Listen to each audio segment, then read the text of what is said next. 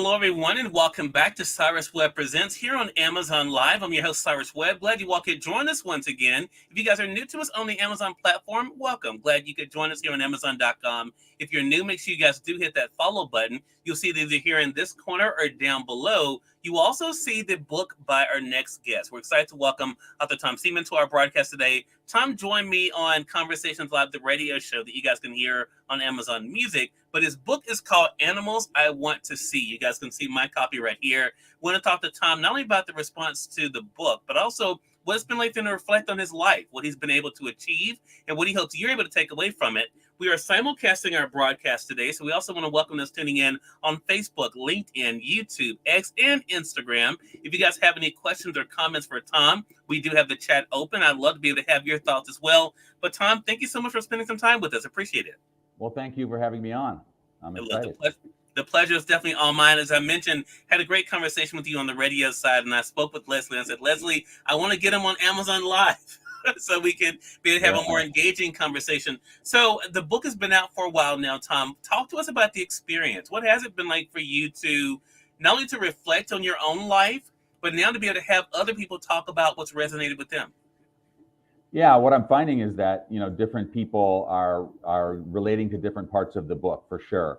So one person will relate to that one scene that I hadn't thought of in a while, and then another person will relate to a very general theme, but definitely people relate to different parts. As you know, the book is about my life growing up in a family of 14 in the projects in Toledo, Ohio, on welfare, food stamps, etc., and sort of building a successful life out of that with the help of a lot of other people along the way. And people are definitely liking it. I've gotten lots of attention, lots of radio, including you, lots of TV, podcasts, etc. So it's been a fun process, a new process, but I like new experiences, and so I'm enjoying it. We talked about this a bit on the radio side, Tom, but I definitely think it's important for our audience to know too. You really do peel back the layers, not only, of course, of your experiences, but also the lessons you've learned. What was that like for you to see? Not only, of course, some of the things that you have gone through that made you the person that you are today, I think, especially when it comes to empathy, but also what has kind of made you more resilient in your life too. What was that like for you to kind of reflect on? So, one of the things that I realized for sure writing the book was the many acts of kindness that have been done for me along the way. So I knew people had done good things for me along the way, but when you write them all down into a book and they sort of all add up, you realize how many acts of kindness have been done for you. I think writing the book has made me a kinder person. And in fact, I now try to do an act of kindness every day for a stranger, if I can pull it off every day, because you never know what small act of kindness is going to add up to all the other acts of kindness in a person's life and maybe break through a wall or something. And for me, I had a guy across the street who took us fishing from the neighborhood. That small act of kindness, I'm sure he didn't intend for it to change a life, but when you add it to all the others, I think it changed a life. My life is like a collection of small kindnesses, I think. As far as resilience, I had, I don't know if it was innate or if I learned it, right? Was it nature versus nurture? I'm not sure whether I had it already built into me when I was born, because I was resilient from a very young age. As you read in the book, I saw the world with wonder. I was happy. I was living in some tough circumstances, as you know, but I woke up every day happy. A lot of that's due to my mother, but it's also, I think, due to a natural outlook on the world, that it's a wondrous place, that experiences that some people wouldn't consider so wonderful, I did consider wonderful. I considered work wonderful, for example. I worked very hard from a young age, but thought it was all great. So, but I definitely learned resilience as well from my mother, which we can talk about. Yeah, and I want to talk about that too, because there, as you were talking, I went to a scene and it's so interesting that that's the cool thing about this job. Sometimes people will talk about something like, wait a minute, that reminds me of something I read. And there's that great scene in the book where you are standing up for your mom, and I think there's this idea of those who really help us in our lives. Talk to us about that relationship, because relationships are a big part of this book, Tom. Right. And you allow us to be able to see how some relationships really did push you, and then the challenges of others. Talk to us about your mom and the impact of her. Yeah. So my mom gave birth to 12 kids in 15 years. So she was basically pregnant for 15 years. We were Catholic. I had a very difficult father, and part of my life involved standing up for my mother in the face of my father. I don't know which exact scene you're referring to, but one of the scenes that I think about is the scene where I'm now a big high school football player. My father has been through the roof, saying very mean things, all on his quality, also very mean stuff. Like, Hey, Tom, yeah, we lost your sound there, Tom, for a second. Oh, sorry about that. Yeah, yeah, that much better. Yeah, Okay, very good. So yeah, my father was both an alcoholic and a mean person. But in any event, so there's a scene where he tries to stop me from leaving the kitchen. The spaces in this house in the projects, it's very small, and right, he tries to prevent me. And it basically comes to a little bit of physicality, and he goes falling down into the kitchen chairs. And the reason that scene is so important is that it's sort of a changing of the guard scene, right? Where my father, it's not like I'm taking over or anything, or me and my brother are taking over, but for the first time, I think he senses that he no longer has total control of the household. There's other men in the family who are standing up to him and are not going to allow this stuff to continue to happen that has been happening, especially to my mother, who is this wonderfully hardworking, giving person, calm presence who tries with every ounce of her body to keep the family together, because families like this often fall apart in those kinds of environments. And there were lots of examples in the neighborhood of that. And my right. mother had this way of managing my father to keep the family together. Her view was that if he left or if they divorced or whatever, that she would have to go to work with all these little kids. Family services would show up and they'd say, "What are all these little kids doing at home alone?" And we'd have a problem. So her whole goal was to keep the family together, and she did that. There was something about you mentioned earlier, Tom, and it goes to something that's later on in the book I'll talk around. But you were talking about when I was mentioning about resilience, because I think it shows up in different ways. You are a person that's very obvious in reading this book. You've never been one to focus on what wasn't there, what wasn't possible. Right. It seemed like you were always looking for a way forward. Talk to us about that, because I think a lot of times it's hard for us when we're in challenging situations, Tom, as you know, to be proud of ourselves. That's definitely something to be proud of, because so many people are crushed under the weight of what they don't have and lack. You weren't one of those people. What was it like for you to kind of pat yourself on the back and say, in spite of everything, I was able to push forward? I mean, I think what helped me in my darkest times was this belief that I could always change my own ending. That I definitely had that belief. As you saw early on, when I'm a little boy, my goal or my dream of what I want to be is either the heavyweight champion of the world, and that was a lot due to Muhammad Ali, which is an interesting character in the book. I wanted to be president of the United States, or I wanted to be the richest man in the world. This is as a relatively young child, so those are kind of silly goals. I wasn't even a boxer, right? But how can I be heavyweight champion? But and it just shows, I think, the way I thought of the world, that I looked out and saw a possibility for myself, and even in dark times, I saw the positives. I've always been able to really let go of bad things, and there are some bad things in the book. As you know, Yeah. the book is a happy book. It's not a drag me down kind of book, but it does contain some things that really happened that are not great. And I think my ability to just look past those things or overcome those things is a big part of my, I think, natural character. Or once again, maybe it's something I learned along the way, mainly I'd say from my mother. But I had all this help along the way, and those influences, I think, also reinforced the feeling that I could go places. I tended to be the teacher's pet, for example, which was very encouraging. My mother wasn't full of praise. If there were any, there's no negatives in my mother, but if there was one, it would be she did not, really praise me a lot for the accomplishments. And there's scenes where I seek her praise. I mean, she had 12 kids. She, had a lot of work. She had a lot of things to do. But so I think looking back, once again, writing this book, I think I sought praise from a lot of other people, and I was able to get that. And I think that helped me also keep my sort of outlook on the world, that I could do almost anything, which I believed, Yeah. which I And it's a foolish. great Yeah. Yeah, it's a great reminder for all of us, Tom. I want to say hello to Michael Lane Writing. Hello to you over on IG.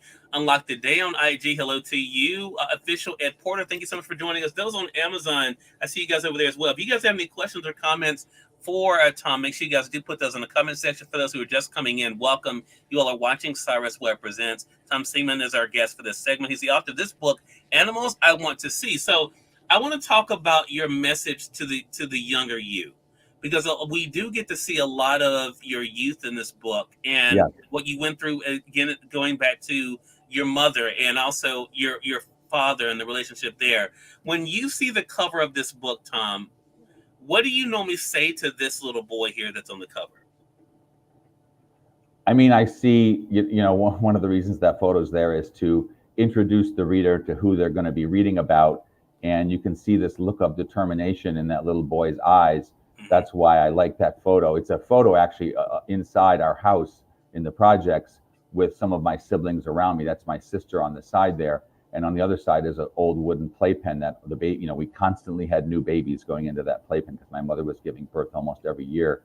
Um, I don't know what kind of advice I would give that little boy because it turned out pretty well, frankly. But Yeah. at one point in the book, I'm doing some not great things with my friends in the neighborhood. I Right. grew up in a black neighborhood, and we were one of the few white families. And when we first moved there, I take a few punches.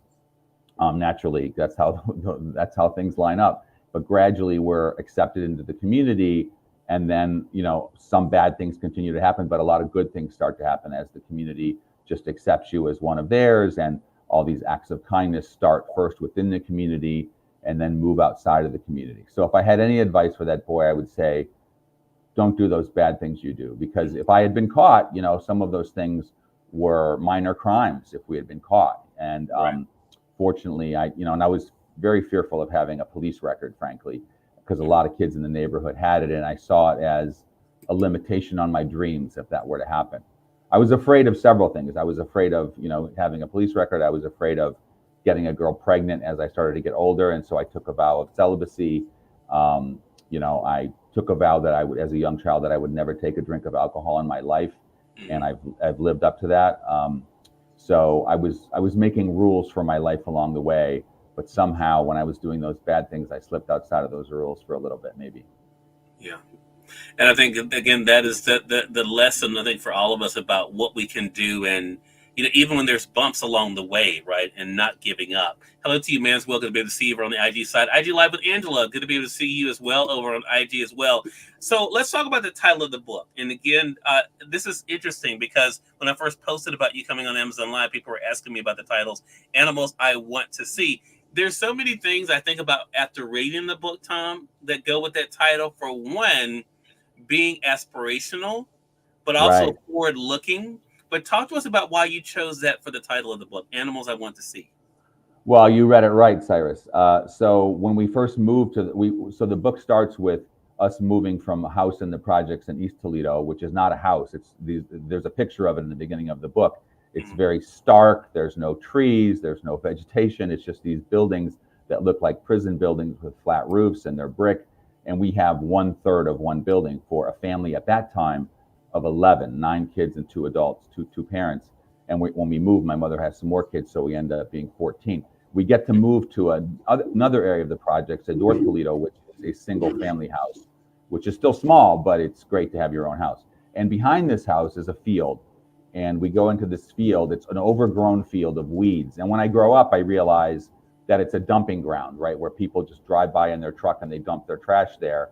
But as a kid, I go out into this field and there's, grasshoppers and Queen Anne's lace. And we turn over, say, an old refrigerator door, which has been dumped, right? And there's a snake or there's a rat or something. And I start keeping a list of wild animals I have seen. Later, still pretty young, I lose that list and I start a new list, which, as you said, is, without my realizing it, is aspirational, right? It's an indication of my hopes for my life, that I start keeping a list of animals I want to see one day. And that list, I start looking in encyclopedias and things and finding animals in all parts of the world that I want to see one day in the wild. And for a little boy in the projects to be thinking like that shows you how aspirational my mind was, to be able to think that, oh, I'm going to have the money, I'm going to be able to have the opportunity to move around the world and see these animals. So the title was chosen to be a little mysterious for the first time when you first look at the book, but it's a metaphor for my hopes as a young child that I could be a success. Yeah. There is this interesting point that you make in chapter 21 of the book, Tom. And I think it's interesting because, again, we all have heard the saying, home is where the heart is. And you start that chapter off by talking about home. Talk to us now about what that's been like for you now, to think about what home means to you, but also what success now means to you, considering where you are now and where you started. Right. So home is interesting because I think in particular when I go away to Yale and I'm at Yale and I'm homesick and I'm thinking about what are the guys on the basketball court drinking right now? You know, what is happening inside the house right now? But then I get home but then I'm at this place Yale where there's great wealth, there's huge abundance. There's a scene where I go to the dining hall for the first time and see all this food, you know, a huge salad bar, a huge line for hot food, you know, all this bread that you cut with this big bread knife, these big loaves of bread. And I think about my mother back in the projects, you know, scraping together, you know, when we ran out of food, she would make gravy bread, you know, bread on a plate with old gravy on top of it, you know. And I think about the bounty of Yale, but I'm also thinking about home. And of course, in my head, home is still pretty magical. But when I get home, and I expect a hero's welcome. You know, I go in the door for the first time from Yale for the holidays, and you know, not everybody is there waiting for me, and the room seems really dark and small, and the neighborhood is much less nice than I remembered it. You know, and so my life has already started to change, and I'm between these two homes, right? I'm between the home that is still the real home of the love of my family in the projects, but with this new world that is now opening up to me of a very different life. And when I was young, success was all tied up with money. And when you're living in the projects, you think a lot about money, and everybody around you thinks a lot about money. And that remained part of my goal, I think, was to make money.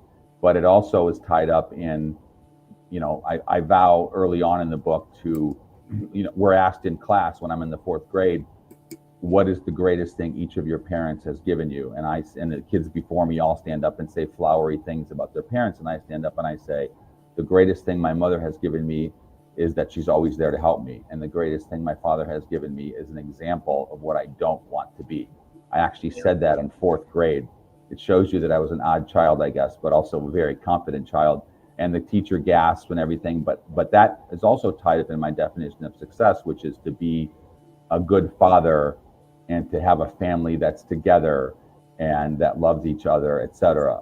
And I think I've accomplished that as well. So that was a big part of it. And then, of course, other parts of success, you know, staying in relatively good shape and healthy and all that, because if you don't have health, what do you really have? So, and, you know, so my definition of success evolved over the years, I would say, to not just be about my own personal success, particularly with respect to money. Tom, for people who are hearing about your book for the first time, of course, we're reminding them how they can get it. They're not on Amazon. They're on one of the social media platforms. There's a link that will bring you over to Amazon to get Animals I Want to See for yourself. But what do you hope they take away from the book after they read your journey in the book? Well, I hope that they take away a couple of things. One is this accumulation of small acts of kindness in a life. And you know, there's that scene where I'm outside of the Toledo Museum of Art and my father's supposed to pick me up and he doesn't show up because he's drinking in some bar. And there's a policeman there who helps me get home. You know, once again, he could easily not have done that, right? He's got plenty of his own worries, plenty to do. He's directing traffic and kids crossing the street. And as they're all being picked up and I'm left there alone crying, he sees this little boy crying and he teaches me how to take the buses home. And from that day on, I have a different sense of independence of my father because I know I can always get somewhere using these city buses. So I think the small acts of kindness thing is a very important thing for people to take away. I think the concept of wonder, of seeing the world with wonder. One of the things that happens you know, we're all wondrous as kids. You see how little kids are excited about every new thing, and we lose this sense of wonder gradually as we age.